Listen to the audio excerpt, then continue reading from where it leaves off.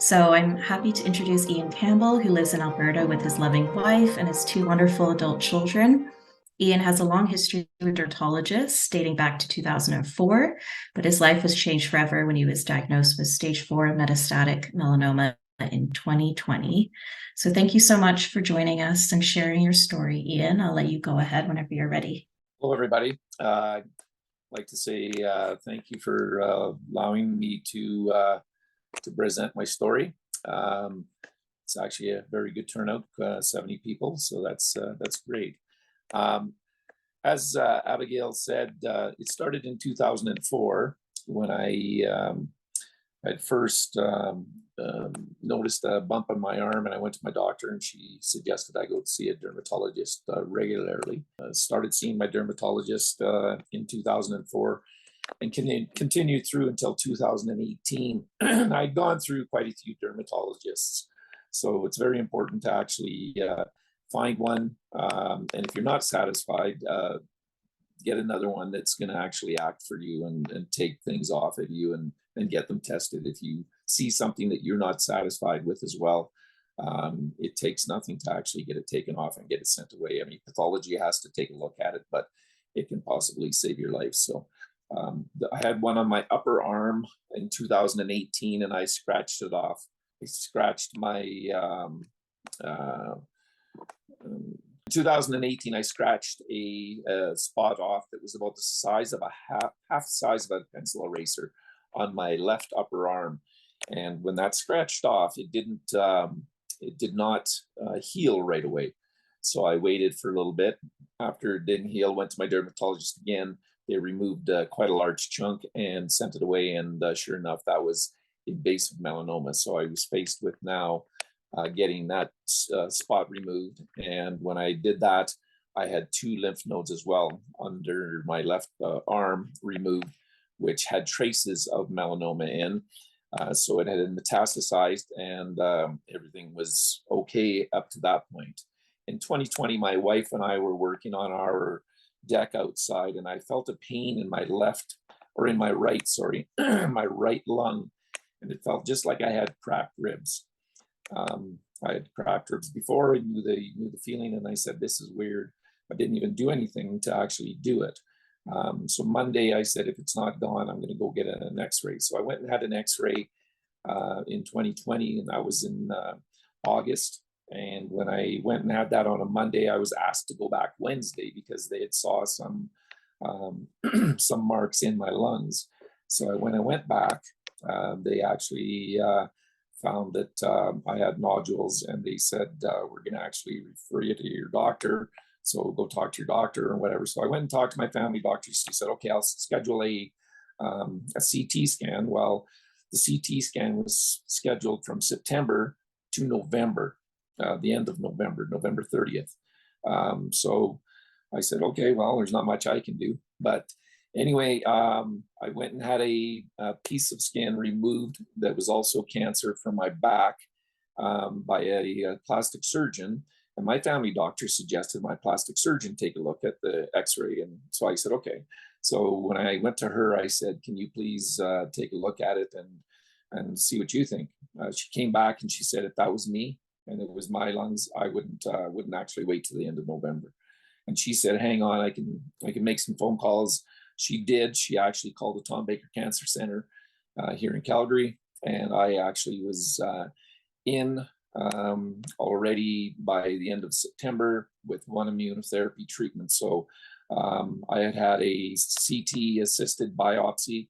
They found out that it was cancer on September the 14th. I was driving back from Edmonton with my boss, and I got a call from a doctor saying, "Yeah, it's cancer." So there's the shock that comes and with that, and you don't know what to think. So anyway, September, I'd gone to my oncologist team. I was referred to an oncology team, and I had 1 immunotherapy treatment, and that was with the Lab and the Lipinumab. I guess I might be wrong in saying it there, but both Debbie and Dr. Ham are talking my language. I had the 1 treatment in September. November or October, I had my other treatment. November the 15th, I was supposed to get another treatment. And I actually was out in BC. I asked my oncologist, "Is it okay to travel?" She said, "Okay, I can't do anything. I can't say you can't travel, so it's up to you." I went and I traveled out to BC, to Comox, BC, and when I was out there on a Thursday. By the time Saturday had rolled around, I was feeling pretty bad. I felt like I had a flu. Saturday night, fever. Sunday, I said, if I'm not feeling better on Sunday, I said I'm going to go into the hospital. So sure enough, that's what we did. They went into the Comox Hospital. I then had to go to be transferred to the Victoria Hospital in Vancouver, or in on the island. So I went to that hospital. They had dialysis there. My kidneys were starting to fail, so they thought that I needed dialysis. So when I got there, the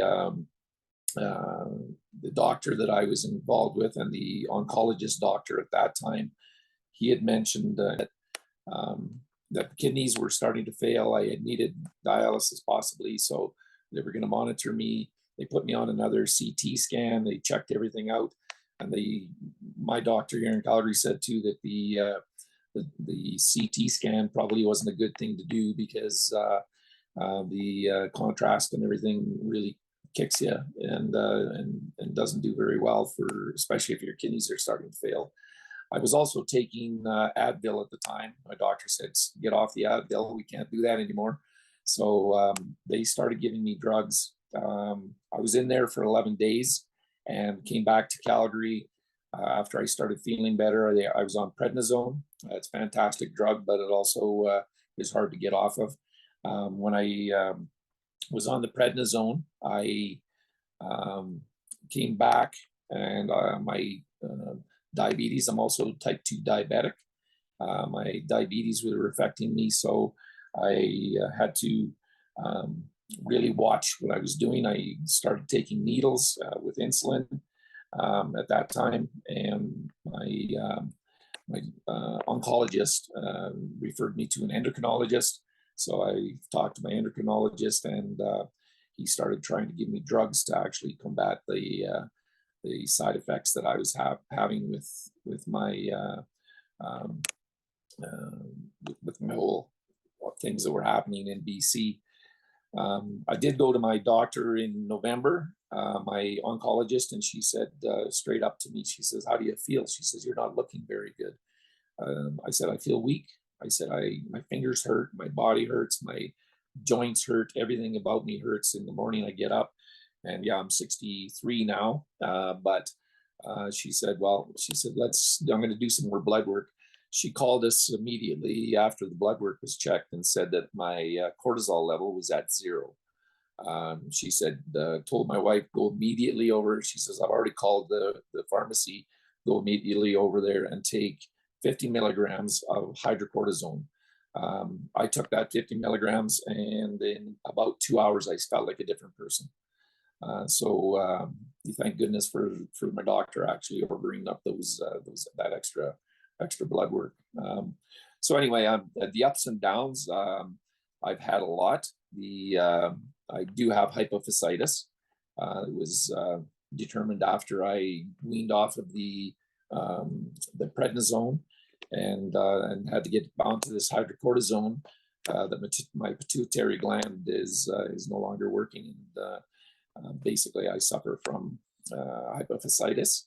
So I have to really watch that. When I get tired, I take a little bit more of my hydrocortisone, and also too, it affects my blood sugars with my type 2 diabetes. So there's a lot of up and down that's happening there, that's taking place. So don't really know just what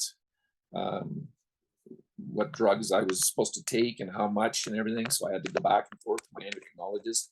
That was in 2020. I'm just getting to the point where I'm starting to feel really good because I do take 30 milligrams of my hydrocortisone. I take another drug called or dapagliflozin. It's a generic for Forxiga, and that is for my diabetes.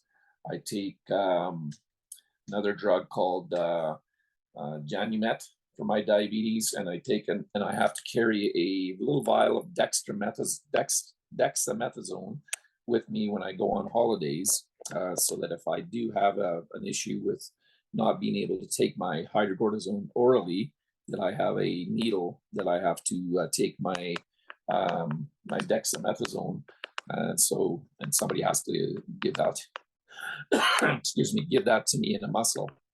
So like I said, Dr. Ham and Debbie were actually talking my language. I've had it all. I've had probably about 30 to 40 spots removed from my body. Squamous, basal cells, you name it. I've had an eyelid operation. I've had a spot removed behind my ear here that was an open wound, quite bad. I've had spots in my body from 3 to 6 inches removed in the wedge that they take out. So I've had quite a few visits to my dermatologist. And that's the other thing. If you're not happy with your dermatologist, get somebody that's going to actually advocate for you, because my dermatologist, he sees something, he actually takes it off, and I can be guaranteed every time I go to my dermatologist that I probably get 5 or 6 spots removed from me. So, and whatever comes back, I have to get another one here on my head, repaired by the plastic surgeon on the 30th here, next Monday, and I have to get another one taken off my back on the 20th of November when I come back from a holiday. So I'm continually going to my dermatologist. I'm continually getting my body checked. My wife checks my body out and says, okay, and she'll actually circle things, and I'll go to the doctor, to my dermatologist, with circles on my body to, to say, hey, have a look at these ones that we just caught.